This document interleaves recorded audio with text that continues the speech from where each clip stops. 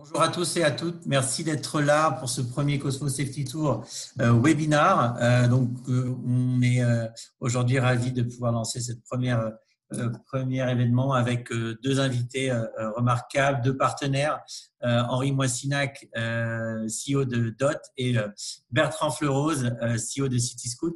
Avant de donner la parole à ces deux invités, voilà, je voulais juste expliquer un petit peu le concept du Cosmos Safety Tour. Donc, on a mis en place un événement il y a le 9 mars dernier. Ça paraît très, très loin, mais c'était à Paris, au Stade Jean-Bouin, avec tous nos partenaires de free floating, vélo, trottinette, scooter électrique, dans le but un petit peu de pouvoir permettre de parler prévention, sécurité. Notamment, c'est très compliqué de conduire normalement une première trottinette. Donc, l'idée, c'était de pouvoir permettre à des lycéens, à des collégiens aussi, d'essayer ces trottinettes avec une piste gonflable que Alliance, notre partenaire, nous a gentiment mis en place, et aussi d'échanger avec tous les acteurs de free floating et la maire du 16e arrondissement pour parler sécurité, des actions de prévention. Et c'était important de pouvoir faire ce premier pilote, potentiellement d'en faire d'autres dans d'autres villes. Donc, ça a été relativement un succès. Bien sûr, l'idée, c'était de permettre d'avoir des casques avec notre solution Cosmo qui optimise la visibilité, qui détecte les accidents. Voilà, on ne va pas spécialement parler trop longtemps du sujet de Cosmo, mais l'idée, c'est de parler sécurité, prévention. Le 9 mars, c'était pas longtemps, mais c'était, comme vous pouvez le voir, il y avait une centaine de personnes. Ça nous paraît complètement irréel maintenant de se retrouver 100 personnes au même endroit. Et donc, on va, déjà, je voulais remercier tous nos partenaires, et notamment Henri et Bertrand. Et l'idée, c'était aujourd'hui de pouvoir leur permettre de discuter un petit peu du monde d'hier, du monde d'aujourd'hui, le monde du confinement, comment ils ont réussi, puisque ces deux sociétés sont restées actives, ces deux opérateurs sont restés actifs, et aussi de parler du monde de demain. Donc de post-Covid, comment on va vivre tous ensemble dans ce monde-là. Donc, merci pour cette petite introduction. Je vais laisser la parole à aller au plus jeune des deux. Qui prend la parole? C'est Henri le plus jeune, je pense. Ouais, je viens de fêter mes 20 ans. Bonjour à tous. Donc voilà, je suis fondateur et CEO de DOT. DOT, nous sommes un opérateur de trottinettes électriques aujourd'hui et bientôt de vélos électriques. On opère dans 10 villes en Europe et en France, à Paris et à Lyon, en Italie à Turin, en Allemagne à Munich, Bologne et Cologne, et puis en Belgique à Bruxelles et Liège. Voilà, je suis ravi de vous rencontrer tous aujourd'hui. Quelques petits mots sur toi, ton background, parce que c'est un petit peu aussi l'intérêt du webinaire. On est entre nous, on peut parler des sujets qui nous plaisent, mais surtout, c'est background comme celui de Bertrand aussi. C'est intéressant d'en parler Oui, rapidement. bien sûr, bien sûr. Donc moi, je suis né à Paris. J'ai grandi au Batignolles. En fait, j'habite depuis toujours au Batignolles. J'ai connu les galères quand j'étais étudiant où il n'y avait jamais de taxi pour me ramener à la maison, le vendredi soir et le samedi soir. Nombre de fois où je suis rentré à pied sous la pluie. Je suis parti en Californie. J'avais monté une première boîte qui s'appelait eBazaar, qui faisait des enchères et de la vente en ligne et qui a été achetée par eBay en 2001. Je suis parti en Californie. J'ai vécu 8 ans en Californie. J'ai eu beaucoup de chance et j'ai travaillé dans des entreprises super intéressantes comme Facebook. J'étais l'un des premiers employés à travailler sur le mobile chez Facebook. Il y a une histoire passionnante à l'époque, au tout début de Facebook. J'ai aussi longtemps travaillé chez Uber et eBay. Voilà. Et quand je suis rentré en Europe en 2012, j'ai décidé de travailler dans la mobilité. J'ai voulu changer la façon dont les villes bougeaient. Et en 2018, à l'occasion d'une visite en Chine où j'ai vu en fait à quoi ressemblaient les progrès sur les batteries électroniques, les batteries électriques, les IoT et les trucs comme ça, je me suis dit, il faut monter une boîte qui va faire ça. Voilà. C'est comme ça que DOT est né, avec un objectif de faire de la mobilité propre dans la ville pour ouvrir la ville à tout le monde et permettre à chacun de se promener partout où il le souhaite de façon libre, efficace, pas trop cher et surtout avec un impact écologique positif. Surtout que tu avais juste avant aussi, tu étais chez Ofo, donc pour parler rapidement, c'était aussi des vélos. Donc, tu n'es pas juste arrivé du jour au lendemain à faire des trottinettes. Oui, tout à fait. En fait, en 2017 lors d'un voyage en Chine, j'ai rencontré mes anciens camarades de Uber qui montaient Ofo Chine. Et l'idée, c'était est-ce qu'on pourrait monter OFO Europe et OFO USA. Et en fait, on a essayé ça pendant un moment. Et on a compris en fait tous les défauts du modèle chinois et on s'est dit que ce n'était pas ce qu'il fallait faire. Il fallait mieux monter notre propre entreprise, faire ça comme les Européens l'auraient fait et éviter en fait les écueils de ce que les Chinois et les Américains faisaient. Donc, c'est comme ça qu'on a commencé avec Dot plutôt que d'essayer de copier le modèle OFO ou un modèle à l'américaine, à la Uber en Europe. Merci Henri. Bertrand, à toi. Quelques mots sur toi et puis sur CityScoot. Ouais, alors moi, pareil que Henri, moi je suis né dans le 17e, enfin quasiment. J'ai toujours vécu dans ce quartier. Moi, j'étais pas tellement préoccupé par les taxis. J'avais pas assez d'argent pour prendre un taxi à l'époque.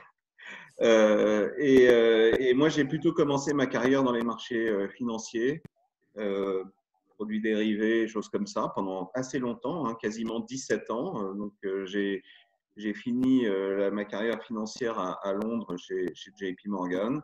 Et j'ai habité 5 ans à Londres, après avoir fait un an d'études aux États-Unis il y a bien longtemps.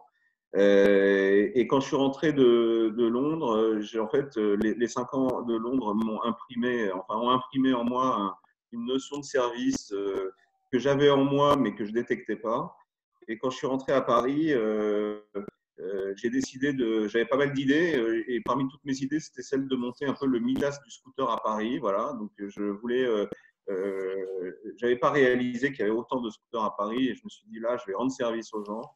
Et je vais faire toute une série de boutiques, de services, réparation, location, tout un tas de trucs. Bon, finalement, ça ne s'est pas passé tout à fait comme ça. Mais j'ai quand même travaillé 10 ans dans le scooter, dans la location. Et puis en 2013, un an et demi à peu près après l'arrivée d'Autolib, je me suis dit que je voulais faire la même chose qu'Autolib, mais avec des scooters. C'était beaucoup plus pratique de le faire avec des scooters, puisque le scooter il n'y avait pas la trottinette à l'époque. C'était un véhicule qui était suffisamment gros pour mettre pas mal de technologie embarquée, suffisamment petit pour pouvoir changer les batteries. Et c'est pour ça que on s'est lancé assez rapidement dans la notion de free floating avec les batteries interchangeables. L'esprit du scooteriste, c'est pas d'aller dans une station, dans un parking, aller recharger ses batteries. C'est plutôt de faire du porte-à-porte. Et donc, j'ai créé CityScoot en 2014 à peu près, et on a lancé l'activité en 2016, toujours à peu près avec la même philosophie que celle d'Henri, c'est d'aller un peu surfer sur l'esprit qui était en train de, de se répandre dans l'esprit, enfin dans l'esprit de tout le monde, c'est-à-dire une mobilité silencieuse, rapide, pratique, non polluante. Et voilà, donc j'ai lancé CityScoot et aujourd'hui on est dans 4 villes, bientôt 5 avec Barcelone. Donc on est à Paris, Nice, Milan, Rome et bientôt Barcelone. On opère à peu près 7000 scooters. Et voilà, notre plus grosse ville c'est Paris évidemment, puisqu'on a 4000 scooters à Paris. Et voilà, donc maintenant c'est une entreprise qui a une certaine notoriété. Et on a été les premiers à faire du free floating en France, presque en Europe d'ailleurs. Et je suis hyper content de savoir que maintenant c'est devenu la normalité. Donc voilà à peu près mon parcours. Ah, génial. Enfin, merci messieurs pour cette belle intro. Donc effectivement, on parlait un petit peu du monde d'avant. En 2 mots, le monde d'avant pour vous, on l'a précisé là, c'était, on va dire, ce début d'année. Comment vous l'envisagez? Alors, Henri, toi, c'est un petit peu particulier parce que Paris est une ville importante, bien sûr, comme pour Bertrand. Sur Paris, il y avait une histoire d'appel d'offres. Comment, en quelques mots, on peut parler du monde d'avant? Parce que c'est quand même important de resituer le début d'année, à la fois pour Henri et pour toi Bertrand, vous avez bien fini la fin d'année. Quelles étaient un petit peu vos perspectives sur l'année 2020, Henri, avec cet appel d'offres? Oui, je commence et puis Bertrand, tu suis. Nous, on était vraiment très contents de l'année 2019 parce qu'il y avait beaucoup de doutes sur quel est le modèle pour les trottinettes. Il y avait beaucoup de doutes sur est-ce que c'est un modèle propre, écologique, parce qu'on entend parler de toutes ces histoires de trottinettes qui ont une durée de vie trop courte? Est-ce que c'est un modèle qui est utile pour les utilisateurs ou est-ce que c'est juste que early adopters et puis ça ne sera jamais un truc mass market? Et puis est-ce que c'est un truc qui est économiquement viable? Parce qu'on entend toutes ces horreurs au sujet de certaines boîtes qui brûlent des centaines de millions de dollars sans vraiment construire quelque chose. Et nous, en fait, en 2019, on a vraiment une année excellente. On a prouvé que nos trottinettes avaient une durée de vie très longue, plus longue. Et ça, c'est grâce à la maintenance et le fait qu'on fasse toutes nos opérations en interne. C'est vraiment un modèle très différent de ce que certains concurrents faisaient. On a montré que c'était un service qui était beaucoup plus mass market que ce que certains pensaient. Quand on regarde le type d'utilisateur, le type de distance, la distance moyenne, la fréquence d'utilisation toutes les semaines, c'est vraiment pas un truc pour touristes. Il y a pas mal de concurrents qui font surtout du tourisme. Nous, c'est surtout des locaux. On a plus de 80% des utilisateurs qui sont des locaux parisiens, par exemple à Paris. Et puis, on a prouvé que c'était un modèle qui était économiquement viable puisqu'on a réussi à montrer qu'on avait la plupart de nos villes qui étaient EBIT positifs en septembre, en octobre, en novembre, en décembre, en France grâce aux grèves, mais aussi en dehors de France, en Italie ou en Belgique où il n'y avait pas de grève. Donc, très, très confiant sur l'arrivée 2020. Et on s'attendait à un printemps et un été fabuleux. Bien évidemment, ce n'est pas le cas. Mais bon, il y a quand même des choses très positives. On a vraiment une excellente vibe en interne grâce au soutien des communautés. Le fait d'opérer, de continuer, de construire des relations plus fortes avec la ville, tous les services qu'on offre aux hôpitaux, aux institutions caritatives, aux pharmaciens, aux services de la ville, même à la police. Voilà. Et donc, finalement, c'est très, très bizarre comme univers. On a l'impression d'être un peu sur notre planète, mais le mood est excellent en interne. Ok, génial. Et toi, Bertrand, alors bon, tu avais bien fini l'année 2019. Comment se présenter un petit peu cette année 2020? Alors, un peu Barcelone. aussi, on avait bien fini 2019, très bien commencé l'année 2020 et j'ai eu la chance, pour moi c'était une assez bonne année parce que j'ai eu la chance de faire mon tour C fin 2019, un peu juste avant la crise du Covid. Donc je sais que beaucoup de boîtes n'ont pas eu cette chance et peuvent se retrouver dans des situations un petit peu compliquées. Moi, je dois dire que on avait aussi un petit peu comme Henri, je pense, l'avait fait, produit un BP pour nos investisseurs qui était assez haut. Bon, je pense qu'il y aura une petite déception au niveau du chiffre d'affaires et de l'EBIT cette année. Cela dit, nous, on garde le moral, on a le moral absolument au top parce qu'on a la chance d'avoir eu des aides de la BPI, des aides gouvernementales qui nous permettent de voir l'avenir avec beaucoup de sérénité.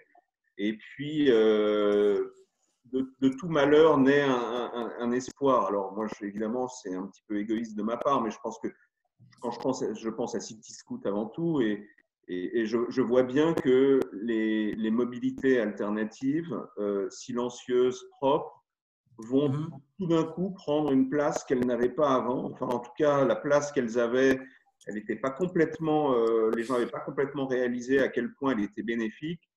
Mais là, les Français, enfin les citadins, surtout les Parisiens où il y a beaucoup de trafic, beaucoup de bruit, beaucoup de pollution, qui auront le 11 mai goûté à 2 mois de non-pollution et de silence, je pense que c'est une des choses qui leur manquera quand on reviendra à l'après-Covid, que je vois arriver en 2 phases, l'après-Covid, mais je pense qu'on en reparlera.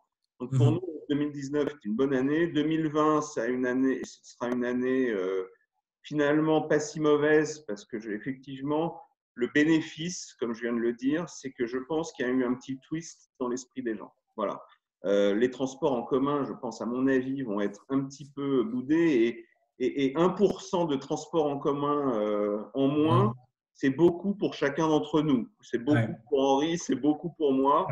Nous, on fait en une année à peu près ce que fait la RATP en une journée ou en 2 jours. Donc, sans vouloir le malheur des transports en commun, d'autant que j'ai la RATP à mon capital, je sais quand même que une légère désaffection des transports en commun nous sera bénéfique à nous tous, transports propres alternatifs. Voilà. Oui, d'accord. Bon, écoutez, merci.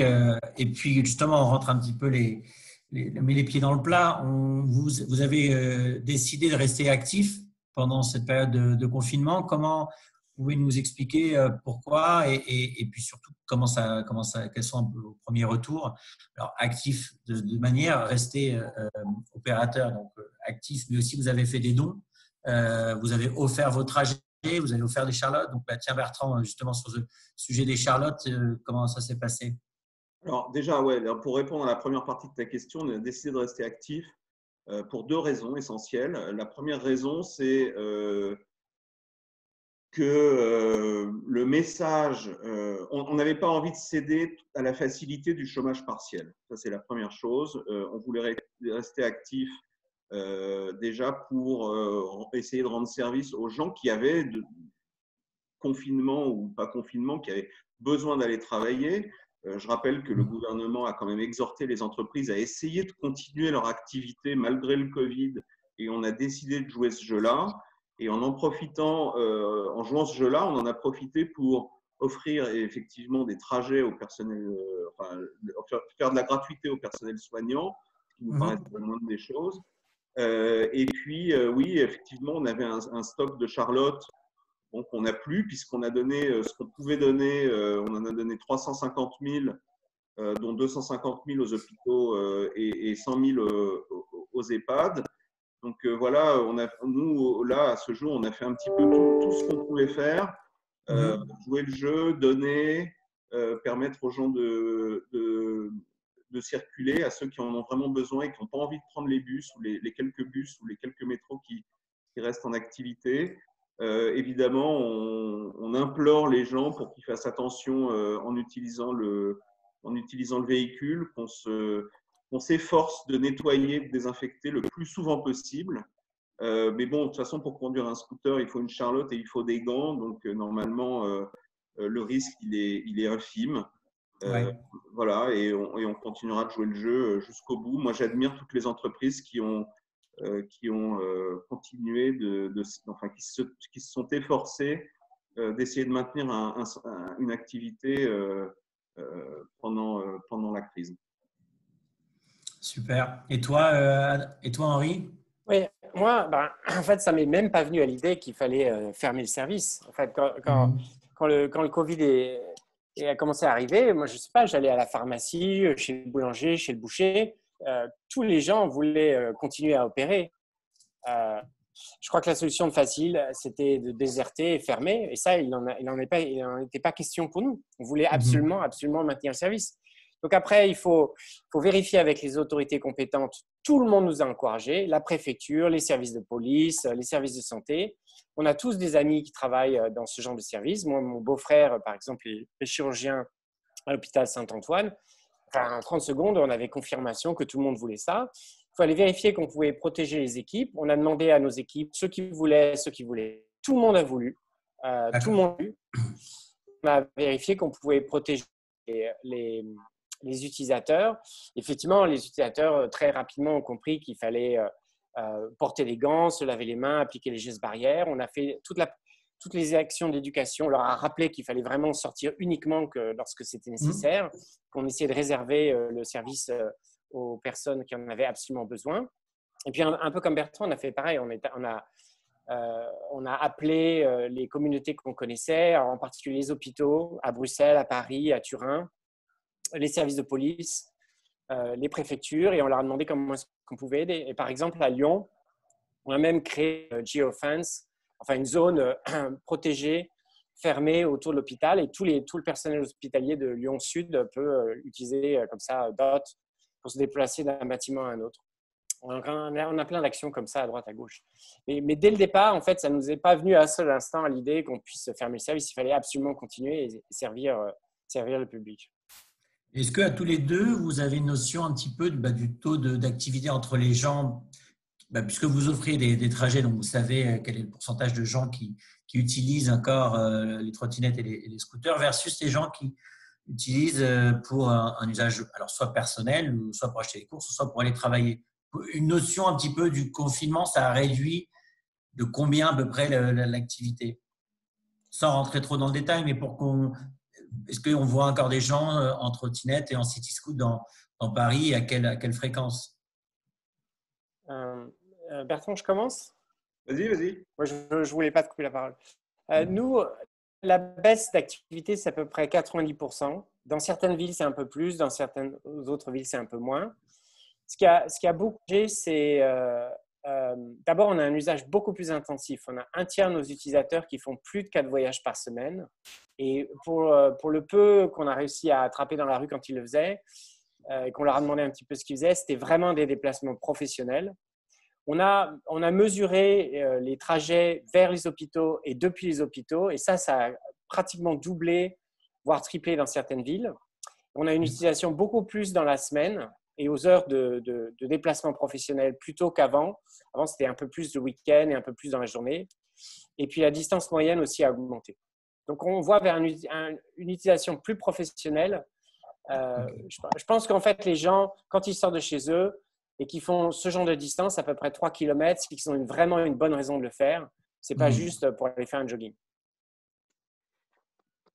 Alors, ouais, nous, on a perdu 90% aussi.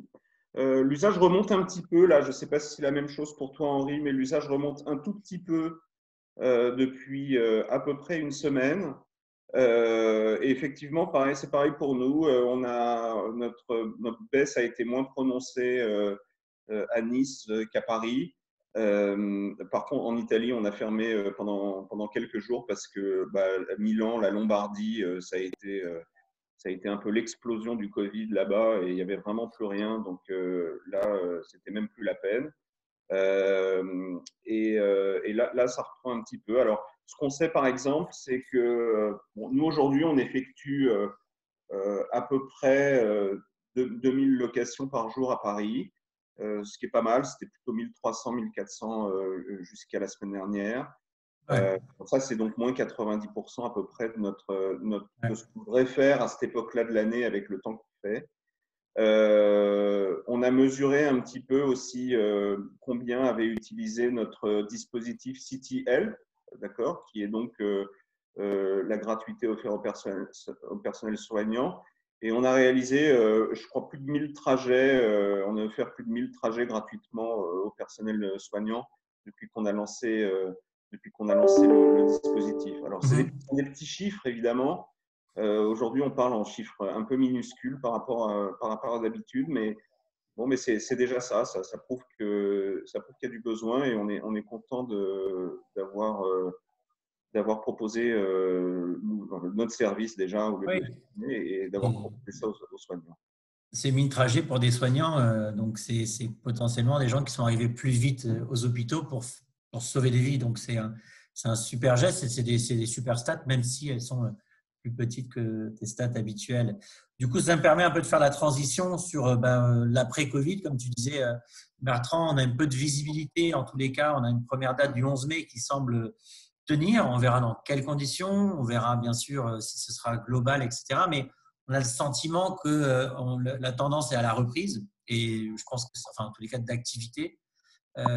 Bien sûr, c'est un sujet un petit peu comment dire, compliqué. Comment vous vous préparez à 3 semaines, à moins de 3 semaines de cette fameuse date de reprise? Bertrand, vas-y, je te donne la… Oui, écoute, ce qu'on a décidé, on est parti du principe que ça allait reprendre. Alors, bon, il va y avoir, moi je pense qu'il va y avoir deux étapes. Hein. Il va y avoir l'après, le 11, toute la phase transitoire de déconfinement alors que le virus existe encore. Donc ça, c'est une phase où effectivement, comme je le disais tout à l'heure, les transports en commun vont être extrêmement boudés. J'ai lu des articles hier soir et ce matin qui disaient qu'ils attendaient à 1 million de voyageurs par jour versus 5 millions d'habitude. Donc, tu te rends compte, ça fait quand même 4 millions de personnes qui Ils ont plus, ouais. ne se baladent, qui n'utiliseront pas les transports en commun, donc il va bien quand même falloir qu'ils se déplacent, ces gens-là. Donc, pour cette phase, moi, j'ai demandé à mes équipes de se préparer comme si rien ne s'était passé. D'accord? Donc, à fond, parce que je préfère être surpréparé que sous-préparé. Ça, c'est la première phase. Cette phase, je pense qu'elle va durer jusqu'au mois de septembre, à peu près. Et j'espère qu'au mois de septembre, enfin à la rentrée, on aura trouvé, si ce n'est un vaccin, au moins un traitement qui feront que la vie pourra peut-être repartir comme avant. Et là, j'ai aucune visibilité là-dessus. Je crois que les transports en commun, du coup, reprendront un petit peu du poil de la bête, mais je crois quand même qu'on aura, les mobilités alternatives auront, pendant la phase transitoire, gagné beaucoup de clients qui auront décidé, pendant la phase transitoire, de se mettre en mobilité alternative et qui, du coup, après y avoir goûté, ne prendront plus d'autres moyens de transport. Voilà. Donc ça, nous, on va essayer de repartir à fond, ça c'est sûr, dès le 11 mai, sachant quand même, avec un petit bémol, qu'il y aura une énorme part de télétravail dans les entreprises et que ces gens-là, pendant toute la période de déconfinement, rentreront à la maison et ne seront donc pas des utilisateurs des moyens de transport. Henri, je te laisse enchaîner. Oui, moi, je partage tout à fait l'opinion de Bertrand. C'est assez amusant d'ailleurs, parce que souvent, quand Bertrand et moi on échange sur. On pourrait avoir Bertrand comme collaborateur chez DOT, il serait très heureux, et inversement, Henri est collaborateur chez Cityscoot, parce que la plupart du temps, on opère un peu de la même façon. Bon, moi, je pense qu'à très court terme, comme Bertrand, même si la plupart des gens vont quand même rester chez eux, beaucoup vont ressortir et en particulier, beaucoup vont vouloir éviter les transports en commun. Et donc, j'attends une explosion de l'achat de vélos mécaniques personnels, vélos électriques personnels, des casques. Je pense que pour Cosmo Connected, ça sera vraiment super. Et aussi des services partagés à la Cityscoot et à la DOT. Je ne pense pas qu'on aura le trafic par exemple, des grèves parisiennes au mois de décembre et janvier, mais on s'attend vraiment à une reprise très importante. Et donc, toutes les équipes sont sur le pied de guerre pour offrir un service de qualité dès que possible. Et je pense que ça va être vraiment intéressant de voir qu'est-ce qui se passe avec les infrastructures. Toutes les villes, que ce soit en France ou ailleurs, sont en train de construire des pistes cyclables temporaires. Toutes les villes sont en train d'essayer de pousser les mobilités alternatives au transport en commun, à partir du moment où elles sont silencieuses et propres. Et je pense que ça va devenir une tendance de fond. En fait, ce truc va accélérer cette transition écologique. Et on va peut-être s'approcher d'un nouveau normal qui ressemblera beaucoup plus à, par exemple, Amsterdam, où plus de la moitié des gens, par défaut, utilisent le vélo et ça ne reviendrait pas à l'idée d'utiliser leur voiture personnelle ou parfois les transports. Je pense que ce principe va accélérer. Ce n'est finalement pas une mauvaise chose. J'essaie de voir le positif dans la crise. Mais ce n'est pas une mauvaise chose que le déconfinement se produise en plein été. Ça va, la marche à pied, le fait d'être dehors, voilà, c'est bon timing. Non, c'est super intéressant ce que vous dites. Après, Bertrand, sur ces 4 millions de personnes qui vont potentiellement soit marcher, certaines resteront chez elles, comment vous allez essayer de séduire, parce que bien sûr, les gens vont venir, vont découvrir. Est-ce que ces mêmes personnes auront les moyens, parce que pour parler un petit peu juste coût, les gens vont être un petit peu très protecteurs, vont faire attention à leur argent. Comment vous pouvez expliquer que vos utilisateurs aujourd'hui, ça coûtera à peu près un petit peu plus cher d'utiliser un Cityscoot ou une DOT au quotidien versus les transports en commun? Comment vous allez peut-être solliciter ces nouveaux utilisateurs à découvrir la trottinette ou le scoot, sachant qu'encore une fois, les gens voudront moins prendre le métro ou le bus. Et comme tu disais, Henri, la période est idéale. Je commence, si tu veux bien, Henri. Écoute, les moyens de transport, tous les moyens de transport ce sera le cas, ça a toujours été le cas et ce sera toujours le cas. tous les moyens de transport sont plus chers que le transport en commun. Il y a énormément de gens qui ont fait déjà le choix du transport alternatif, puisque contre le surcoût des mobilités partagées électriques et en général de toutes les mobilités alternatives, beaucoup de gens ont fait le choix de payer un tout petit peu plus cher pour gagner beaucoup de temps, d'accord, et puis pour participer à… moi, je sais que, par exemple, on avait fait un sondage en 2017. La moitié de nos utilisateurs utilisent CityScoot parce que c'est électrique et ne l'auraient pas utilisé si ça n'avait pas été électrique. Est-ce qu'on va faire des programmes d'incitation pour… c'est possible. On n'y a pas encore tout à fait réfléchi. Je sais qu'on a en tête de faire des offres, probablement des offres commerciales à l'intention des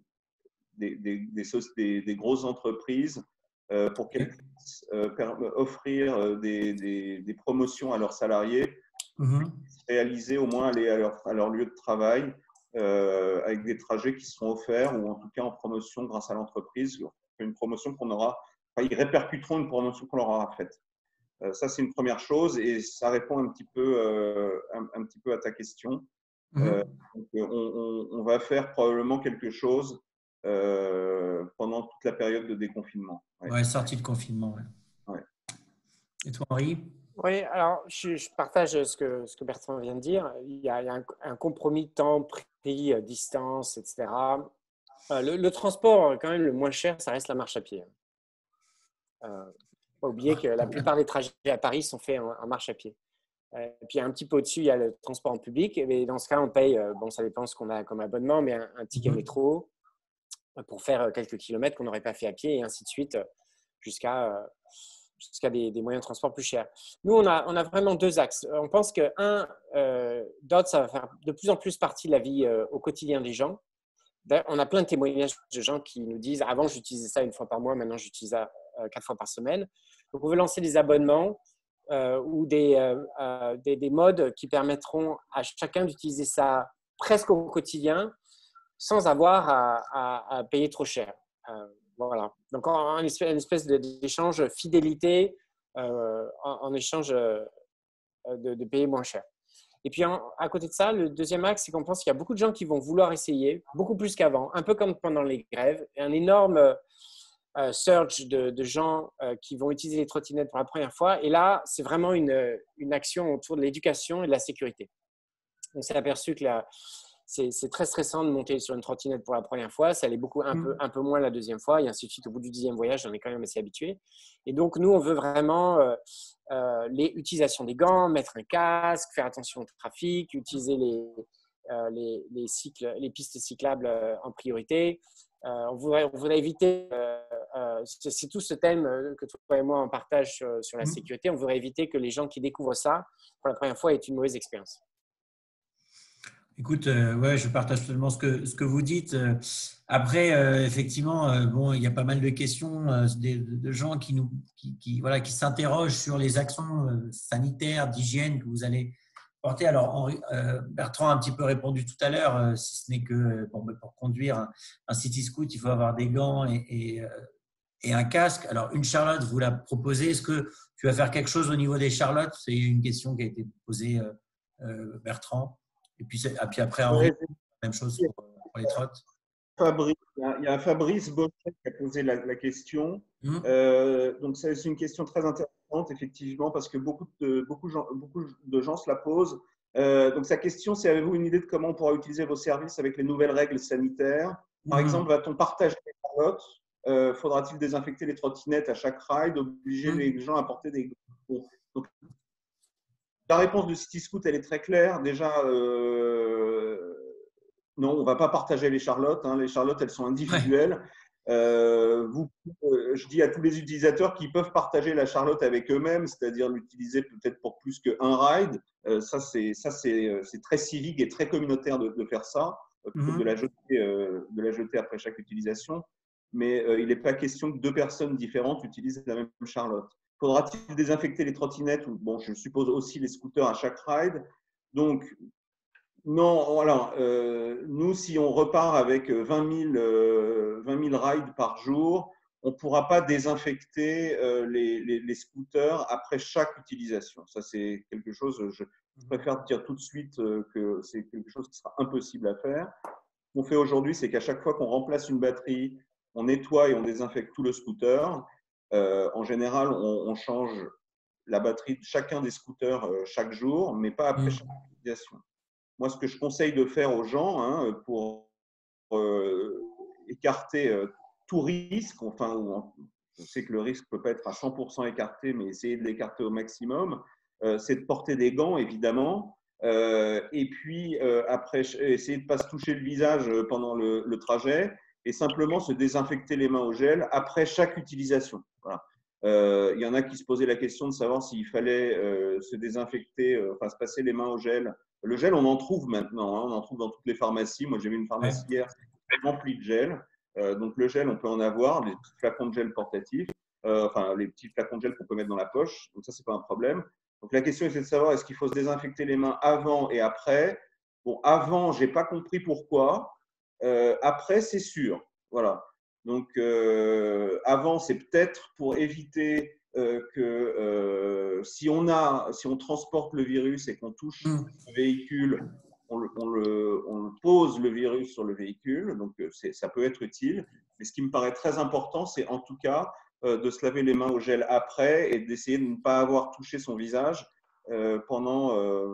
jusqu'à ce qu'on se nettoie les mains. Et je crois que là, on a éliminé pratiquement tous les risques si on fait ça. Voilà, donc Charlotte, gants vraiment importants. En plus, c'est obligatoire dans la loi. Voilà. Et puis surtout, après chaque utilisation, se passer les mains au gel, et je pense que c'est bon. Après, on n'a pas, je fais une petite parenthèse, hein, on a vu en Chine et dans certaines autres villes voilà, des actions sanitaires de nettoyage de rues. À Paris, ce n'est pas le cas. Donc, je veux dire, aujourd'hui, monter sur un scoot et à part si le mec éternue, effectivement, mais bon, là, vraiment, pour le coup, chacun doit y prendre un petit peu sur soi. Ben, non, juste la question du masque. Est-ce qu'on peut se poser la question du masque qui peut devenir obligatoire dans les transports en commun? Est-ce que c'est quelque chose où demain, tu pourrais imaginer mettre un masque dans un city scoot? Alors, ça, c'est moi qui pose la question, hein, Liane. On a imaginé plein de choses à mettre dans la selle du City Scoot et autant on a confiance en nos clients, quand même, je pense que ça comporte le risque de si on met des masques à l'intérieur des scooters, je pense que assez rapidement, c'est le bordel. 5 masques dans le scooter, je pense qu'il va prendre les 5 masques.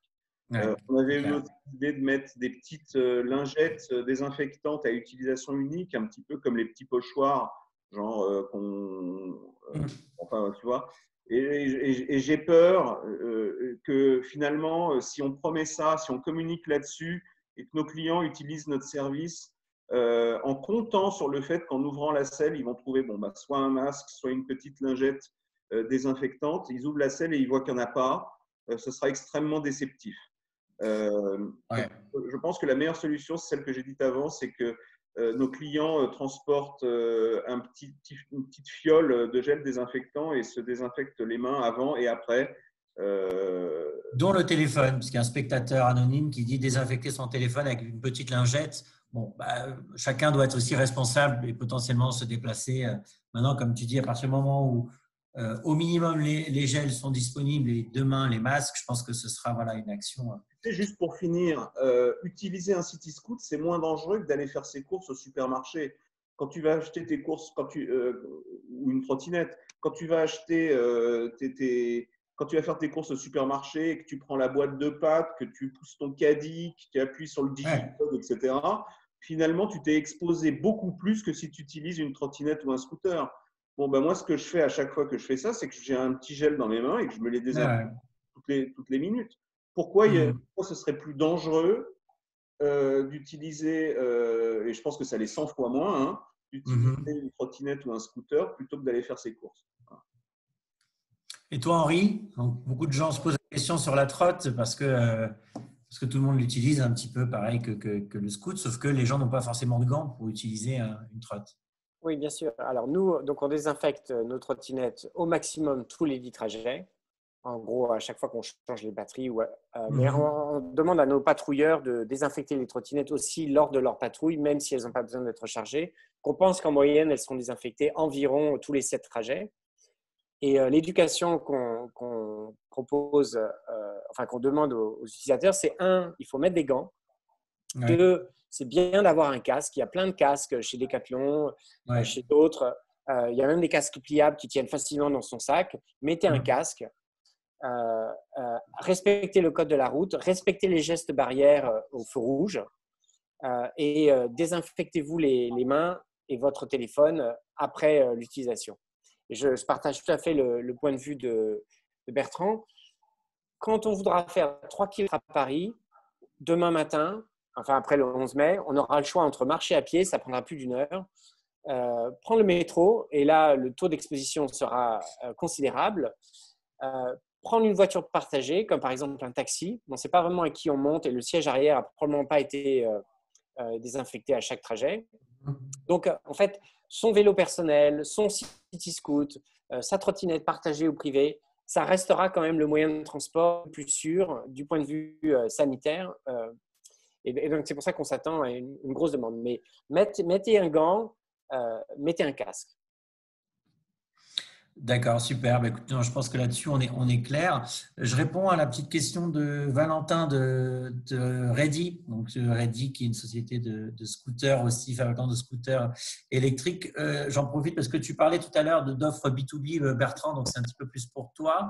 Est-ce qu'éventuellement, tu vas chercher d'autres opportunités business B2B? Donc là, en l'occurrence, il parlait, est-ce que CityScoot demain pourrait proposer ses services à des opérateurs de sociétés de livraison? Alors, on pense peut-être à des gens comme Domino's, etc. Enfin, voilà, c'est un petit peu la question de Valentin. Bon, alors déjà, pour répondre à la dernière partie de ta question, service de livraison, non. Et je pense jamais, puisque notre assureur nous l'interdit. Ça, c'est clair. Ouais. Le risque, l'assureur évalue le risque,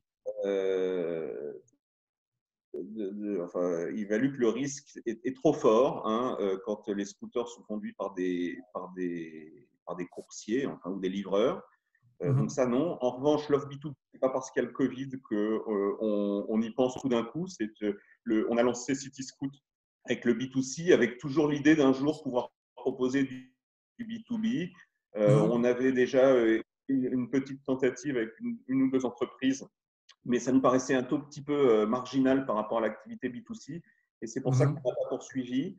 Mais le B2B, c'est toujours quelque chose qu'on a en tête. Donc, ce sera plutôt, tu sais, le scooter va être inscrit dans la proposition forfait mobilité dans le cadre de la LOM. Et donc, on pourra de ce fait proposer aux entreprises d'encourager leurs salariés à utiliser le scooter pour se rendre à leur lieu de travail ou rentrer dans leur travail jusqu'à chez eux. Et donc, pour ça, il va bien falloir qu'on fasse une proposition aux entreprises. Donc, c'est quelque chose à laquelle on réfléchit intensément. Ouais. Et toi, Henri, aujourd'hui, tu es focus B2C ou demain, comme je crois que c'est Voi qui le fait en Suède, qui reconditionne un petit peu ses trottinettes. Alors, les sujets B2B sont… Oui, alors B2B, c'est un truc qu'on aurait aimé faire en 2020. Ça fait partie des projets qu'on est obligé de décaler à 2021 ou plus tard. Ouais. On peut juste tout simplement pas tout faire. Il y a beaucoup d'autres choses qui sont plus prioritaires. En ce qui concerne la partie livraison, en fait, les trottinettes, c'est pas adapté à la livraison.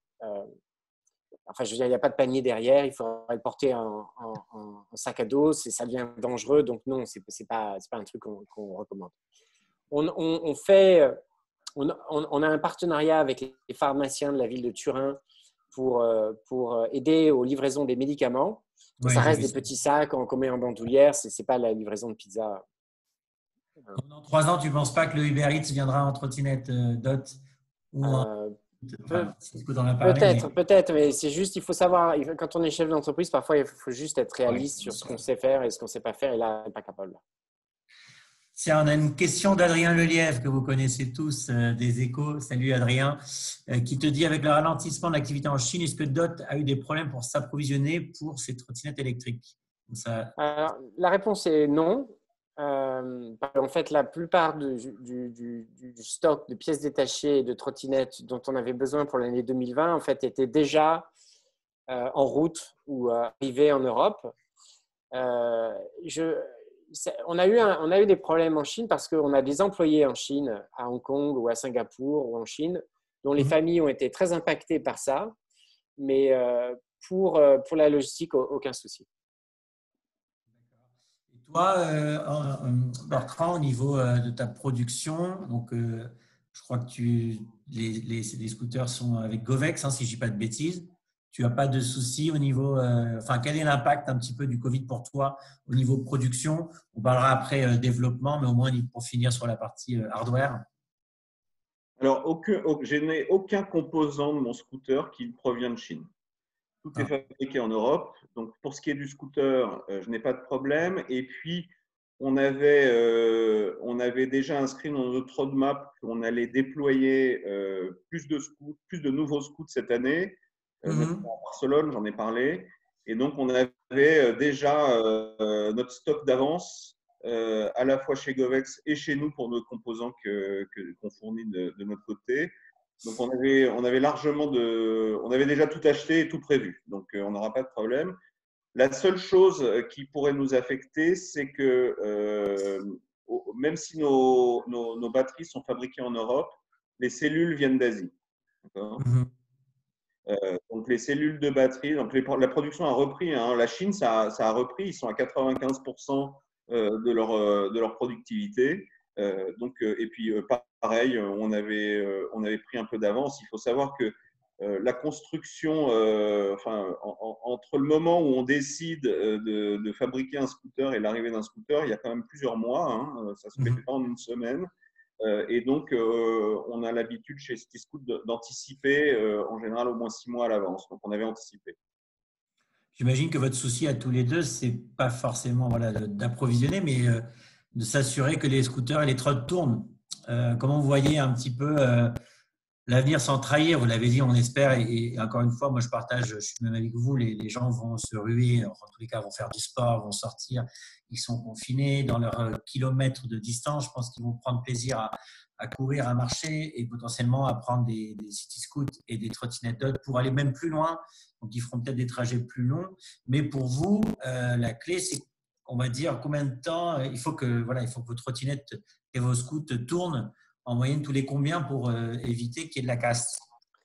Alors, nous, en fait, sur les opérations, on est vraiment très confiants parce que un des principes de base chez DOT, c'est qu'on on a toujours fait et on fera toujours toutes nos opérations 100% en interne. On recrute les gens, ils sont en contrat avec nous, ils sont motivés, ils font partie de la mission d'entreprise, ils ont les mêmes benefits, par exemple, que les autres collaborateurs qui restent dans les bureaux. Ils sont formés, par exemple, sur tout ce qui est Covid, on les a formés, équipés, les masques, les gants, les gels, tout ça. Donc, en fait, on est capable d'opérer avec une échelle beaucoup plus importante parce qu'on a un modèle opérationnel, on a des pratiques industrielles, comme une compagnie aérienne, comme une entreprise automobile, comme un grand industriel. On applique ce genre de principe de façon à faire tourner toutes les machines.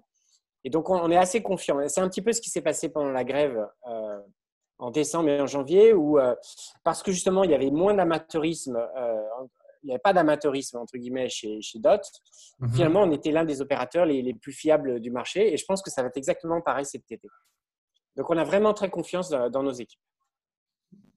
Et toi, Bertrand, sur pareil, hein. Nous, c'est pareil. Tu sais, on internalise tout depuis le jour 1.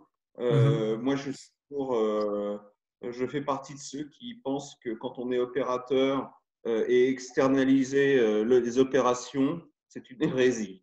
Voilà, quand on fait un métier, on n'externalise pas son core business, ça c'est sûr, parce qu'on n'a pas la maîtrise de son business. Nous, on a une maîtrise absolue, donc à peu près à l'image de ce que fait Henri.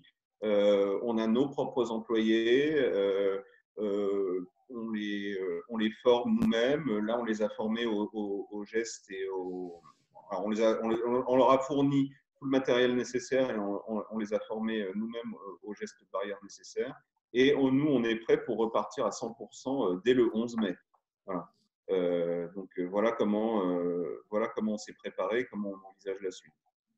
Bon, donc ça veut dire on verra toujours des trottinettes et des scooters. C'est ce je disais, je ne sais plus quelqu'un, il disait ce qu'on va avoir. Voilà, vous allez mettre autant vous allez garder les mêmes zones post-confinement. Donc, est-ce que vous allez avoir autant de scooters et de trottes?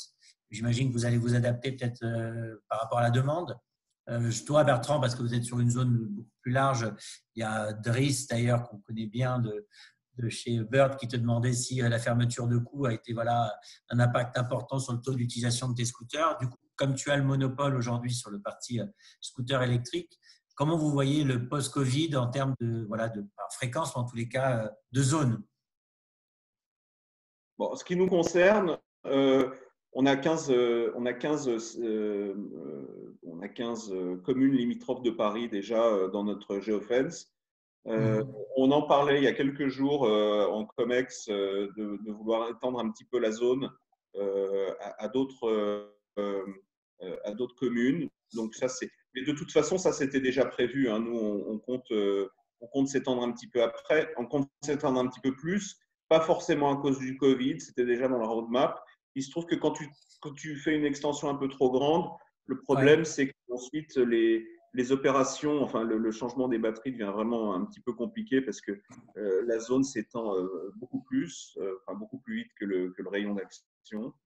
Donc voilà. En ce qui concerne la question de Driss, il dit quoi? Vous profitez de l'abandon de coupe, je crois, c'est ça, non? Oui, en fait, c'est ce que ça a eu un impact, le fait que Coup soit parti. On peut imaginer que oui. Oui, ça a un impact. Il faut savoir que je pense que la majorité des clients qui étaient inscrits chez CityScoot, ils étaient aussi inscrits chez Coop, ils étaient déjà aussi inscrits Inversement, chez Coop, mais effectivement, bah oui, il y en a pas mal qui ont rebasculé.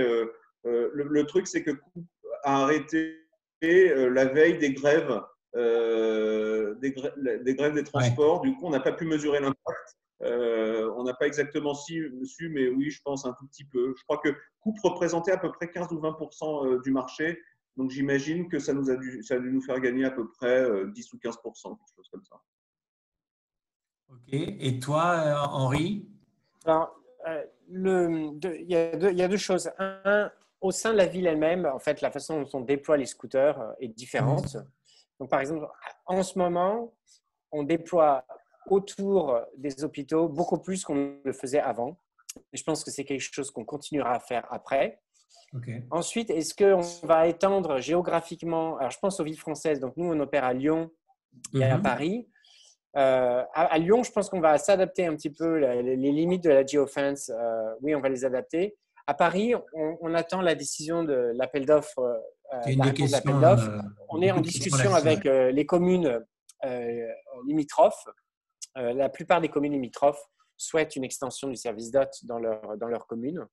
Donc, l'idée de passer au-delà du périphérique, et ça, c'est quelque chose qu'on souhaite faire dès que possible. D'accord. Justement, ça me permet un petit peu quelles vont être un petit peu vos relations avec les communes, avec les mairies. On imagine que voilà, on va orienter, les gens vont s'orienter directement vers les trottinettes, les scooters, etc. Pour toi, Henri, tu as l'appel d'offres, donc est-ce que tu as un petit peu plus de visibilité sur la date butoir? Je pense qu'à la base, on devait annoncer fin avril, fin mai. Est-ce que tu en sais un petit peu plus? Est-ce que ça a été décalé? Et puis, est-ce que selon toi, cette période de confinement va être un plus pour d'autres ou non? Et tu parlais de tes collègues, si on peut appeler concurrents, enfin, quel est un petit peu est-ce qu'on peut dire aux gens qui nous regardent si il y aura autant de trottinettes qu'avant au 11 mai ou dans les mois à venir, selon toi? Oui, alors, je n'ai pas d'informations spécifiques sur le calendrier de l'appel d'offres de la mairie de Paris. Je pense qu'il sera probablement décalé un peu avec le Covid. Mais bon, je ne sais pas ça. Bien sûr, on est impatient de connaître les résultats. Sur le nombre de trottinettes, dans quasiment toutes les villes, que ce soit en France ou ailleurs, on va revenir vers les nombres, vers la taille de flotte déployée avant le Covid.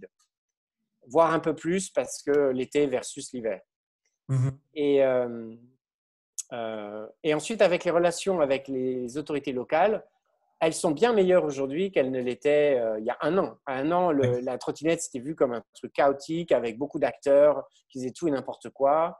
On ne savait pas très bien si Dot c'était un acteur propre ou pas. Maintenant, en fait, on a fait nos preuves et on a vraiment un soutien très, très fort des services médicaux, les services de police, les préfectures.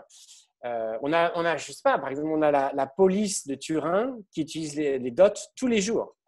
Ah, ça, c'est énorme. Ouais. Quand ils n'utilisent pas leur voiture ou leur moto, eh ben, ils utilisent des dots. Non, c'est vraiment génial. Donc, non, je pense qu'on fait partie un petit peu plus de la fabrique du tissu urbain aujourd'hui. Et sur les sujets d'actualité, je rebondis parce que tu me fais penser à ce qu'on a pu lire cette semaine et je crois que Bertrand, tu as réagi hier sur LinkedIn, sur justement pour Paris, notamment sur les histoires de voies de bus qui vont peut-être être adaptées pour les cyclistes et utilisateurs de nouvelles mobilités. Bon, alors Henri, je peux te laisser finir là-dessus parce que peut-être Bertrand voudra s'étendre un petit peu plus longuement.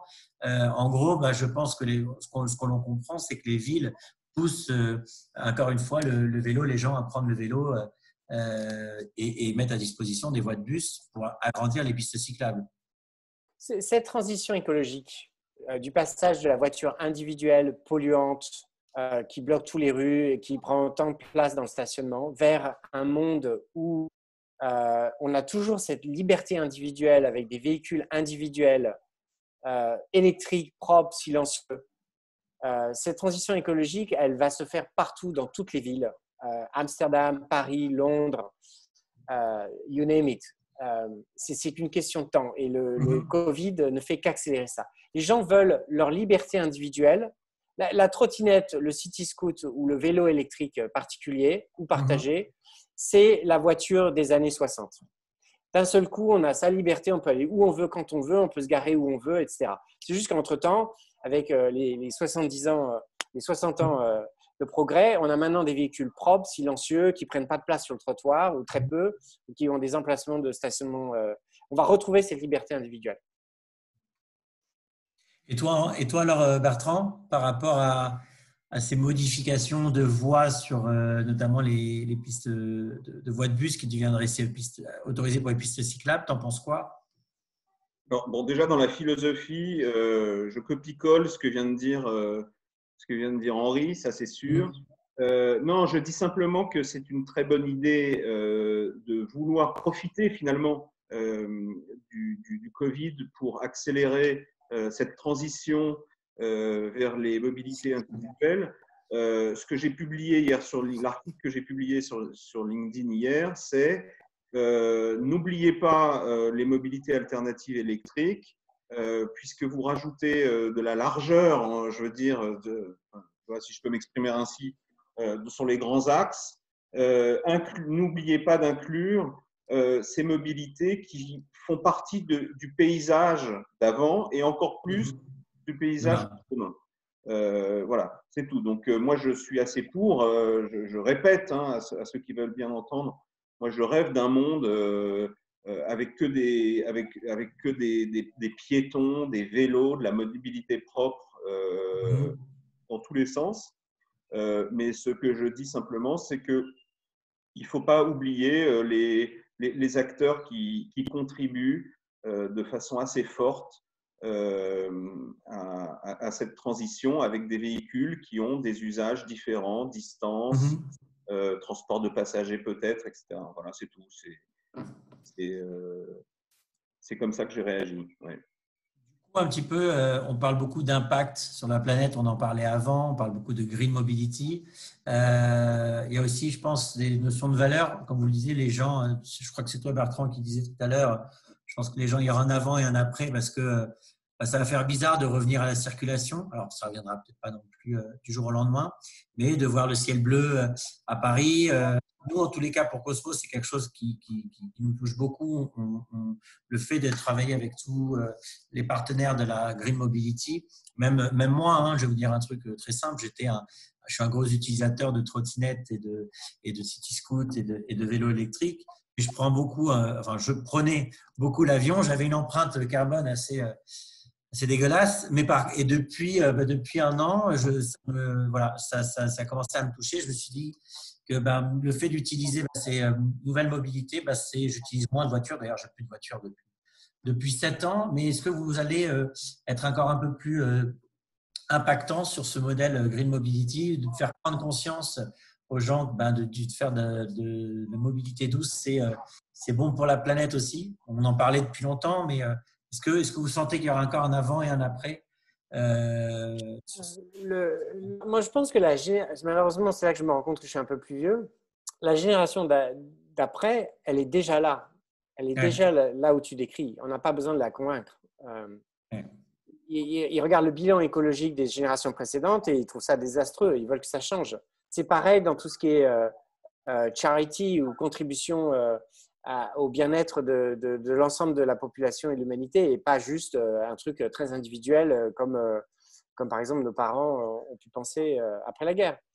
Donc, oui, les gens sont déjà convaincus qu'il faut cette transition écologique dans les générations les plus jeunes. C'est une hérésie aujourd'hui à Paris de vouloir rouler avec sa propre voiture tout seul. Bon, il y a toujours les cas où on veut, je sais pas, partir à la campagne avec ses enfants. Des professionnels. On a besoin parfois de… Voilà. Puis il y a toutes les utilisations professionnelles. Les livreurs ont besoin de voitures, bien sûr. Mais non, le monde a changé, oui, bien sûr. Le monde a déjà changé. Et le Covid ne va faire que accélérer cette transition. Petite question sécurité. On ne va pas rester trop longtemps parce qu'on pourrait parler pendant des heures, et je vous remercie déjà encore à tous les deux d'être là. Il y a pas mal de questions, notamment on a Emmanuel pour l'association Prévention routière. Doit-on s'attendre à une perte de bon sens et bon comportement en termes de sécurité routière, et donc d'anticiper le retour plus diffus sur les espaces de circulation partagés? En gros, est-ce que à post-Covid, les gens vont oublier ce qu'ils avaient fait juste avant, les bonnes actions? Tu l'as dit tout à l'heure, puis nous on l'a vu avec le Cosmos Safety Tour, depuis un an, autant que ce soit les trottinettes, les vélos et les city scoots sont de plus en plus acceptés parce qu'ils sont de plus en plus utilisés. Et je pense qu'il y a peut-être une guéguerre entre des automobilistes et voilà, des utilisateurs de trottinettes, mais pas comme avant. Pas comme avant. Donc, selon vous, cette partie prévention routière, cette partie sécurité, est-ce que les gens vont avoir le même comportement, ou est-ce que vous pouvez évoquer un petit peu une évolution? Toi, peut-être Bertrand, parce que tu es là depuis plus longtemps. Et est-ce que tu as moins d'accidents? Est-ce que les gens sont plus responsables? Oui, alors j'espère le dire sans risque, mais nos utilisateurs ont toujours été responsables. Il est très rare, par exemple, de voir un utilisateur de CityScoot passer au feu rouge ou prendre une rue à sens interdit, et il n'est jamais arrivé d'en voir un sur le trottoir. Donc je crois que ça ne changera pas. On a des utilisateurs qui ont tous un permis, forcément, un permis de conduire, et qui ont une moyenne d'âge d'environ 34-35 ans, et ils ont toujours respecté le code de la route. Alors évidemment, il y a toujours un petit peu, il y en aura toujours un qui va me dire: ah, moi un jour j'en ai vu un passer au rouge, évidemment, mais je vous le dis, c'est infime. Moi, j'en vois jamais. Je circule toute la journée en scooter, des city scooters, des city scooters passer au rouge, j'en vois jamais. Voilà. Donc, je crois pas que je me sens pas concerné par cette question, en fait. Toi, Henri? Je pense que l'éducation des nouveaux utilisateurs est essentielle sur la sécurité routière, sur la protection des piétons, sur le fait de bien se garer, les gestes barrières, la sécurité sanitaire. On va faire un effort considérable. D'ailleurs, on travaillera en partenariat avec Cosmo Connected aussi pour les gens qui vont découvrir la mobilité partagée électrique individuelle. Pour les utilisateurs réguliers déjà, mon expérience personnelle, je n'ai pas vraiment de data là-dessus, mais plus en fait les gens deviennent expérimentés, plus ils sont raisonnables.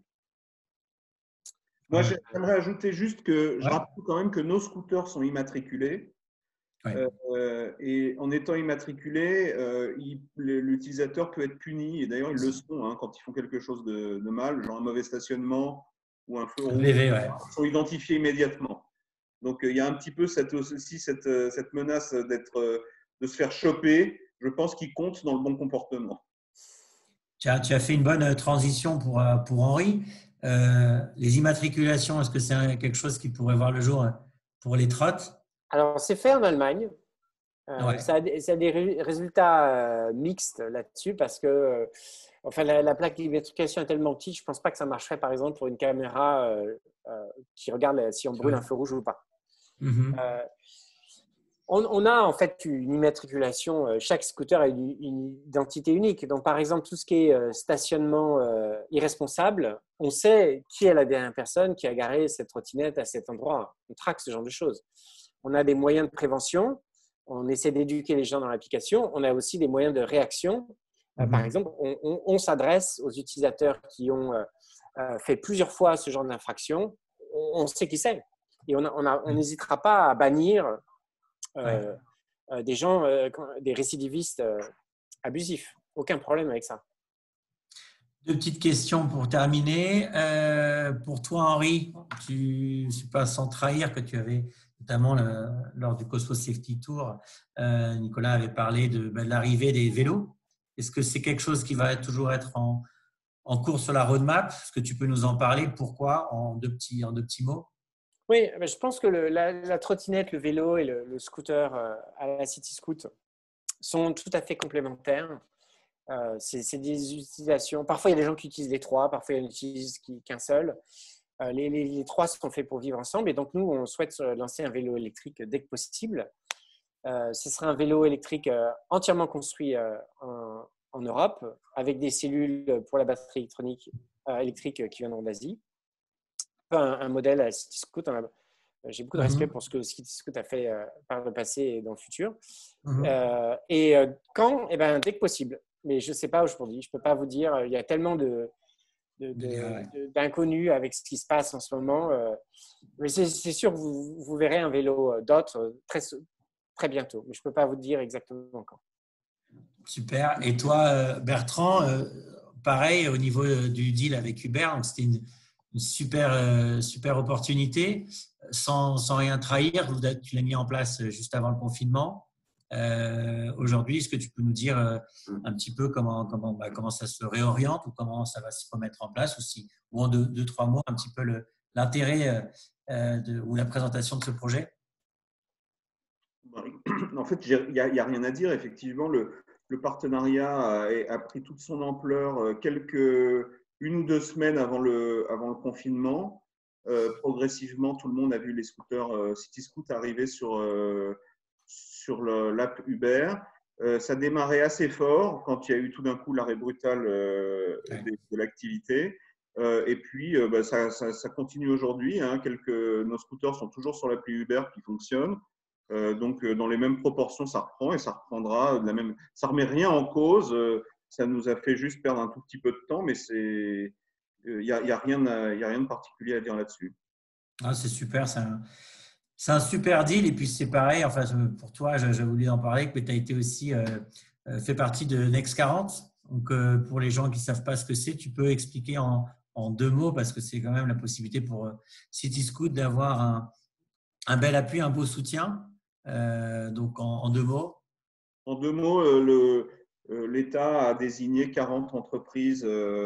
Puis après, il y a eu 80 entreprises de plus qui ont formé donc en tout 120 qui s'appellent le French Tech 120. Mais les 40 premières sont celles qui ont été sélectionnées par le gouvernement comme étant un peu les techs prometteuses et qui pourraient un jour devenir des licornes en France. Donc, le critère s'est fait sur des notions de croissance sur les quelques dernières années et de montant d'euros levés,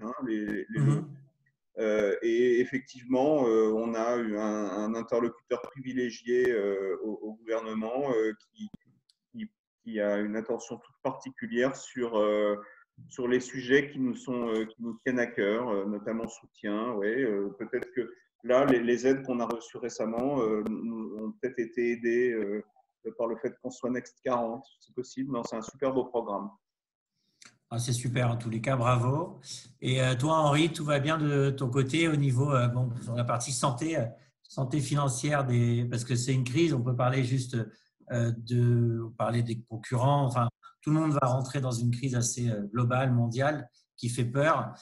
Quel message de réassurance vous pouvez donner aux personnes qui nous suivent et puis même aux start-upers comme nous pour se dire qu'il faudra tenir bon et que peut-être voilà, l'avenir reste incertain. Quel est un petit peu votre message pour finir, je pense, sur ce live? Moi, je suis très confiant pour l'avenir parce que cette transition écologique, j'y crois. Je crois que malheureusement, je regrette évidemment le Covid. On aurait bien, tout le monde aurait pu se passer de cette crise, mais finalement, le Covid va accélérer cette transition écologique. Et donc, il faut juste tenir pendant la tempête. Et DOT a toujours été construit de façon très stable, très progressive. On fait une ville à la fois, on la fait bien, on gère nos opérations, on fait très attention, on ne brûle pas trop de capital. Donc, quand la tempête est arrivée, finalement, on tient debout, quoi. Super. Donc, tu tiendras la tempête que tu estimes à combien de temps, selon toi? Moi, je suis assez optimiste comme Bertrand. D'accord. C'est-à-dire, je pense que je suis assez négatif sur l'impact du Covid sur l'ensemble de l'industrie et de la population dans le monde. Je pense que ça va beaucoup changer le quotidien de beaucoup de personnes. Je suis assez optimiste en fait pour DOT parce que, encore une fois, ça va accélérer ce processus de transition. Et si ça se trouve, en fait, DOT en septembre 2020 sera plus fort que en septembre 2020 s'il n'y avait pas eu le Covid. Il y a juste un dernier facteur, je te permets de faire la transition, Bertrand. On peut parler quand même de ce qui s'est passé hier au niveau du prix du baril. On parle de Green Mobility. C'est clair qu'avec le contexte actuel, ça va alors vous favoriser voilà, des boîtes comme les vôtres, mais ça va quand même plonger voilà, le contexte. Enfin, tout le monde est un petit peu dans un contexte de crise internationale qui a commencé très fortement. Alors déjà, moi, j'ai fait exactement, j'allais en copier-coller. 2020 que s'il n'y avait pas eu la crise. Bon, moi, je me suis fait exactement la même réflexion pour Cityscoot, mais j'ai été plus prudent, j'ai dit fin 2021, moi.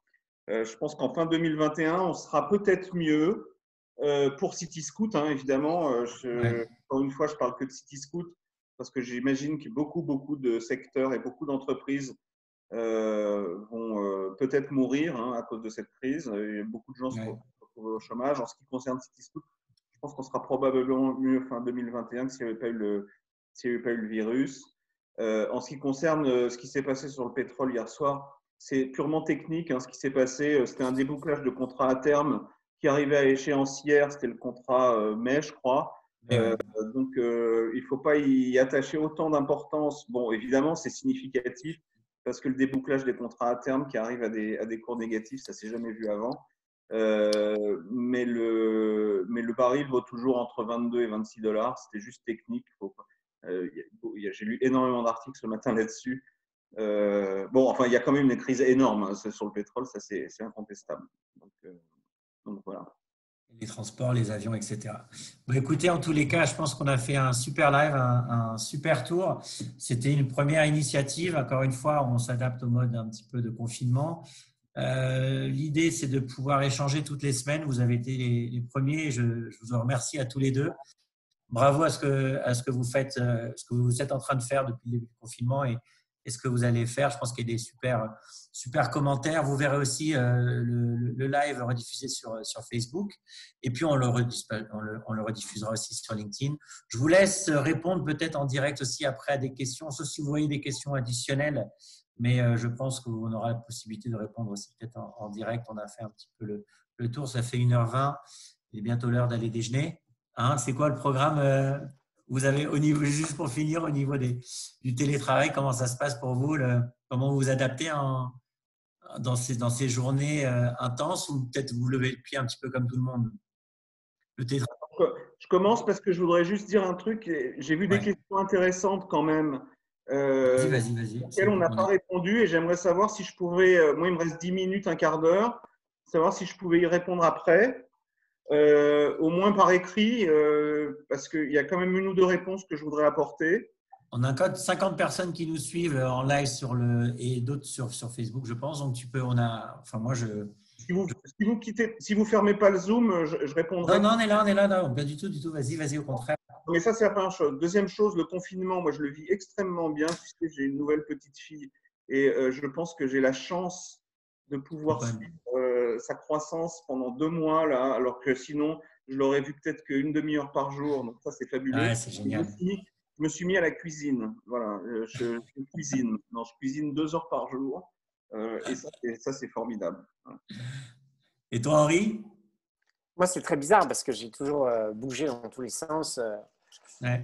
C'est une période assez fascinante. J'en profite pour faire un peu de méditation, le yoga. Bon, je suis très mauvais, c'est clair. Mais j'aurais essayé, on pourrait dire que j'ai essayé. Et ça me permet de lire, chose que j'avais plus le temps de faire depuis des années. J'ai le temps de lire. Ouais, c'est bien, c'est bien. Vas-y, Bertrand. Alors, vas-y, on peut reprendre les questions des gens. Tu as Bon, alors, Dot et City Scoot, comment luttez-vous contre le vol des trottinettes et scooters? Bon, c'est des. Moi, je peux répondre très vite. Secondes. On ne s'est jamais fait voler Ouais. jamais fait voler de scooter. C'est involable, c'est pas très intéressant à voler, c'est lourd. Et ça, nous, c'est un sujet qui ne nous concerne pas. Mais si Henri veut répondre, Peut-être plus sans Oui, Henri. on a pas mal de vandalisme lorsqu'on lance dans une nouvelle ville, que ce soit nous d'ailleurs ou les autres acteurs du marché. Et puis ça se tasse après un moment. En fait. C'est la privatisation d'un scooter partagé, c'est pas forcément. C'est compliqué à ranger dans son appartement, c'est pas pliable, on peut pas le mettre dans une coffre de voiture. Bon, voilà. Et par exemple, il y a eu beaucoup de discussions sur le vandalisme des gens qui jetaient leurs scooters dans la Seine.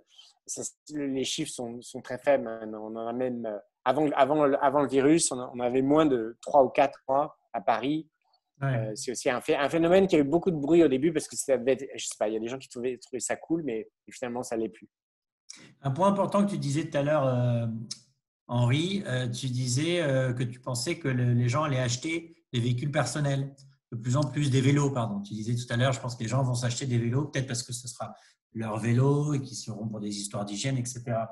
Est-ce que vous voyez que ça peut devenir un frein à l'usage de vos produits? Et puis toi, Bertrand, est-ce que tu vois des gens dans ton entourage, enfin, est-ce que on sait que les véhicules électriques, notamment les voitures bien sûr, mais est-ce que les scooters électriques, je ne parle pas que des BMW, mais d'autres, de plus en plus de marques font des scooters électriques. Est-ce que Seat est en train d'en lancer un?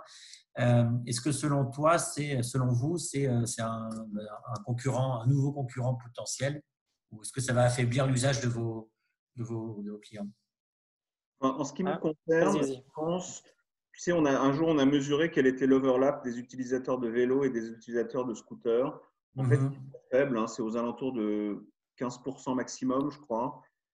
Tous nos utilisateurs, enfin une infime partie de nos utilisateurs, ont choisi d'utiliser Cityscoot comme moyen de transport exclusif. Sinon, non, c'est selon l'utilisation. Je pense que la grosse partie de nos utilisateurs sont des gens 2.0 qui, selon le trajet qu'ils utilisent, prendront un vélo, une trottinette, un VTC ou un scooter. Donc, je ne crois pas que c'est parce que les gens vont acheter un vélo qu'ils réduiront énormément leur. Enfin, je ne le vois pas du tout comme un truc concurrentiel. Moi, je trouve ça super. Moi-même, je réfléchis à m'en acheter un, tu vois. Donc, des scooters électriques que tu irais acheter, un BMW ou j'en sais rien, un Peugeot, est-ce que ça peut devenir un concurrent pour toi, pour Cityscoot? Non, un scooter électrique, ça reste cher. Hein. Faut l'assurer, il faut quand même un petit peu le réviser de temps en temps, même si un scooter électrique, ça s'use moins qu'un scooter thermique. Et puis, il faut le recharger surtout. Cityscoot, il offre cette possibilité finalement. Comme il y en a pratiquement un tous les 100 mètres en moyenne, on peut dire que celui que tu trouves à 100 mètres, il est pratiquement. Avec Cityscoot, tu as pratiquement un scooter à toi au moment où tu le veux. Tu vois, pas besoin d'en posséder un, tellement il y en a dans la ville. Nickel. Et toi, Henri?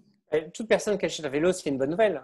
C'est une personne de plus au feu rouge qui va, entre guillemets, convaincre les gens autour d'elle que c'est possible, qu'on peut se transporter dans la ville comme de façon facile.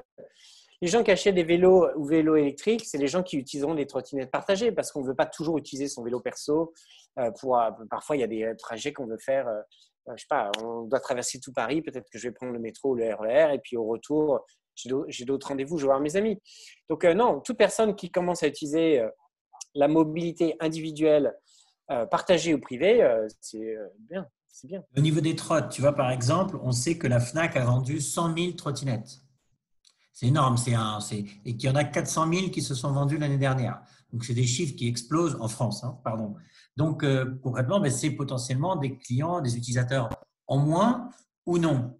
Mais non, c'est des utilisateurs en plus parce que, ceux qui achètent leur propre trottinette, un jour ou l'autre, ils voudront laisser leur trottinette à la maison parce qu'ils ont des courses ou je ne sais quoi, et au retour, ils voudront prendre une trottinette partagée. Et 2, quand ils s'arrêtent au feu rouge, ça fait un ambassadeur de plus. Donc oui, moi, je les encourage. Ouais, c'est ça. J'ai vu une question intéressante. J'aimerais bien que Henri réponde. Vas-y. Ça y est, c'est l'heure des coups bas. C'est toi qui l'as posé la question en utilisateur anonyme. C'était adressé à Henri. Cette crise nettoie-t-elle le paysage concurrentiel pour vous à Paris? Est-ce que tu penses, si moi j'aimerais bien, parce que j'aimerais bien avoir ton avis là-dessus, est-ce que tu penses qu'il y a des acteurs qui sont partis, qui ne reviendront pas? À Paris en particulier? Alors, je pense que ça nettoie dans le sens où ça fait le tri entre certains types d'acteurs et d'autres types d'acteurs. Il y a ceux qui sont restés et ceux qui ont déserté. Il y a ceux qui ont décidé de continuer à servir la communauté, ceux qui ont fait le choix de « je ferme et on verra plus tard ». Ensuite, est-ce que ça nettoie le paysage concurrentiel? Je pense que pour les tout petits acteurs qui n'étaient pas forcément présents à Paris, dans certaines villes d'Europe, ça va être très compliqué. Oui, mais je pense que la plupart des acteurs, les gros acteurs qu'on connaît tous, qui ont la capacité financière de tenir, vont tous revenir à Paris. Et c'est d'ailleurs pour ça que l'appel d'offres de la ville de Paris est important, parce que sinon, ça va retourner au chaos complet que c'était en mars 2019. C'est pour ça que cet appel d'offres est important. Pour la petite anecdote, dès la semaine prochaine, nous aurons aussi d'autres partenaires qui seront aussi en mesure. Donc, je vous inviterai tous les deux à venir sur le webinaire la semaine prochaine. On aura la possibilité de poser le même type de questions, ou vous pourrez poser ces questions aussi à vous. J'espère, Henri, qu'on sera concurrent parce que tu sais, nous, on collabore à la réponse. On répond en collaboration avec Jump sur l'appel d'offres et je souhaite de tout cœur qu'on soit concurrent. Ça veut dire moi aussi. Écoute, Laureline, normalement, devrait pouvoir de Jump participer au prochain webinaire avec Driss de Bird, justement, où on essaiera qui nous regarde. Bonjour Driss. Notamment sur des sujets peut-être un petit peu plus au niveau international sur leur groupe, de voir comment ils ont vu un petit peu gérer cette crise et qui voient un petit peu l'avenir, sachant que Jump, ça fait partie du groupe Uber et dont Cityscoot est partenaire. Voilà pour la petite anecdote. Il y a Yann Garnier qui pose une question très intéressante. Là, regardez. Bonjour Yann pour Urban. On parle beaucoup du marché parisien. Quelle est votre vision pour le marché de la mobilité et l'impact du Covid sur le changement des mentalités dans les villes de province? Est-ce que vous pensez que c'est une opportunité pour conquérir de nouveaux marchés, notamment dans les villes moyennes? C'est un petit peu est-ce que c'était dans votre roadmap? Donc, tu as parlé de Barcelone pour Cityscoot. Toi, Henri, est-ce que tu as fait le pari de ne pas faire comme d'autres concurrents de tout de suite aller dans des grosses villes, mais plus on va dire d'asseoir un business model et on va dire une méthode? Mais est-ce que demain tu peux imaginer vous pouvez aller à Bordeaux, à Nantes ou même dans des villes plus petites françaises? Oui, alors nous on souhaite faire les villes de taille moyenne et comme on l'a toujours fait, on les fera une par une, on les fera bien, on les fera propres. On attend. Notre plan, c'était d'attendre à la fin des élections municipales en France pour avoir ce genre de conversation avec les élus locaux. Et donc ça, c'est décalé à, je crois, septembre. Donc on verra d'autres dans des villes de taille moyenne en France, plutôt en 2021 qu'en 2020. D'accord. Toi, Bertrand, mais on a enfin, pour être très clair, On est dans une discussion extrêmement avancée avec 3 villes de taille moyenne, voire plus petite en France. Et on souhaite annoncer des partenariats locaux dès que possible, probablement après le déconfinement. Bon, tu peux nous balancer un scoop quand même pour le premier webinaire. Quel serait le Eh bien, mais alors, je te balance un scout, mais il faudra chercher longtemps. Un scout Non, un scout, oui, exactement. Eh bien, moi, on va faire un partenariat avec la ville dans laquelle j'ai grandi quand j'étais tout petit. Parce que je suis né à Paris, mais tout de suite après, mes parents ont déménagé dans une ville pas loin de Paris. Et ça me fait vraiment plaisir de retourner là-bas. C'est très spécial. Mais bon, je ne peux pas vous le dire aujourd'hui. Ok, bon, les gens vont screener ton Wikipédia, t'inquiète pas, ils vont te trouver. Bon, toi, Bertrand, tu es obligé maintenant. Tu dois nous balancer un petit scoop. Tiens, d'ailleurs, je vais faire ça. Chaque webinaire, je demanderai à mes guests de balancer un mini scoop. Non, alors, un mini. On n'avait pas de. Non, mais malheureusement, je ne vais pas pouvoir te filer de scoop parce qu'on n'avait pas de. Pour 2020, peut-être une ville une autre ville dans le sud-est de la France, mais on n'avait pas l'intention de déployer en province. C'est pas par dédain des villes de province, c'est parce que notre modèle il est un peu lourd et qu'il faut qu'on puisse déployer au moins 400 ou 500 scouts minimum pour que le business model fonctionne. Il n'y a pas beaucoup de villes en France qui peuvent accepter 400 ou 500 scooters. Et donc, notre choix, il est un petit peu restreint. En France, il n'y a aucune ville qui dépasse, à part Paris et Marseille, il n'y a pas de ville qui dépasse 1 million d'habitants. Donc voilà, donc je n'ai pas de scoop pour la province en France pour 2020. Moi, j'ai plein de choses secrètes et j'aurais plein de scoops à vous donner. Je pas là-dessus. Non, je ne donne rien. Il y a quelqu'un qui veut que tu te pousses pour qu'on voit ton tableau derrière toi. Voilà. C'est les pistoleros. Voilà. Waouh. Ah ouais. Joli. C'est gros, il fait 2 mètres il fait 1m80 sur 1m20, un truc comme ça. Ouais, il est bien, je l'aime bien. Ouais. Bon, ben super. Bertrand, tu voyais une autre question? Non, j'ai une autre conférence qui démarre dans une minute. Je vous laisse le mot de la fin, tous les deux, un petit mot, 1 minute pour les gens qui nous regardent et puis essayer de donner un peu de baume au cœur à tout le monde et à vos utilisateurs. Bien, moi, j'ai 2 messages. Le premier, c'est je crois très fort à cette transition écologique et donc dans tout le malheur du Covid, je pense que c'est une accélération vers cela. Et deuxième chose, il y a beaucoup de gens autour de nous qui souffrent, qu'on les vit en ce moment très dur, que ce soit des entreprises ou des particuliers. Prenez le temps de leur tendre la main. Ouais, c'est super. Bravo pour ce que DOT fait actuellement et aussi CityScoot. Et toi, Bertrand, un petit mot pour tes… Alors, je réponds au spectateur anonyme qui me dit, à qui je vais dire oui, il faut, même avec Uber, il me faut au moins 500 scooters. Donc, ça, c'est fait. Et deuxièmement, oui, alors moi, je suis comme Henri je partage les mêmes choses, évidemment. Je pense que la transition pour les boîtes qui sont toutes impliquées dans la transition, je pense que cette période va leur être bénéfique. Il suffit juste d'avoir les reins solides et de tenir. Je souhaite de tout cœur qu'en septembre, on soit proche de la vie normale. C'est à peu près ce que j'ai moi en tête. Et puis deuxièmement, à tous ceux qui voient leur projet s'évanouir à cause de cette crise-là, moi j'ai eu je dis à tout cela, tous mes projets qui ont échoué, tous mes échecs, toutes mes périodes où j'étais un petit peu désespéré dans ma vie professionnelle, j'ai rebondi 2 fois plus fort après. Donc gardez l'espoir, je pense que c'est bientôt fini et que tout ira bien bientôt. Voilà.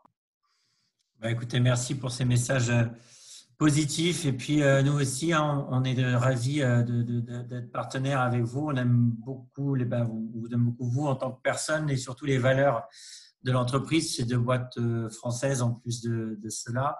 Alors, on vous souhaite tout le meilleur, d'être en bonne santé. Merci à tous ceux qui ont participé à ce premier Cosmo Safety Tour webinar. Donc, la semaine prochaine, même heure, on continuera. Donc, Bertrand, Henri, revenez la semaine prochaine, venez poser votre question, non pas en anonyme, mais qu'on vous identifie bien. Et puis, plus sérieusement, non, merci encore et restez bien nos shows confinés, puis on espère être tous dehors, faire du vélo, du scooter, de la trottinette, équipés en Cosmo, bien sûr. Merci pour tous. Salut, Julien, on va essayer pour juin-juillet. Hein. Salut. Super.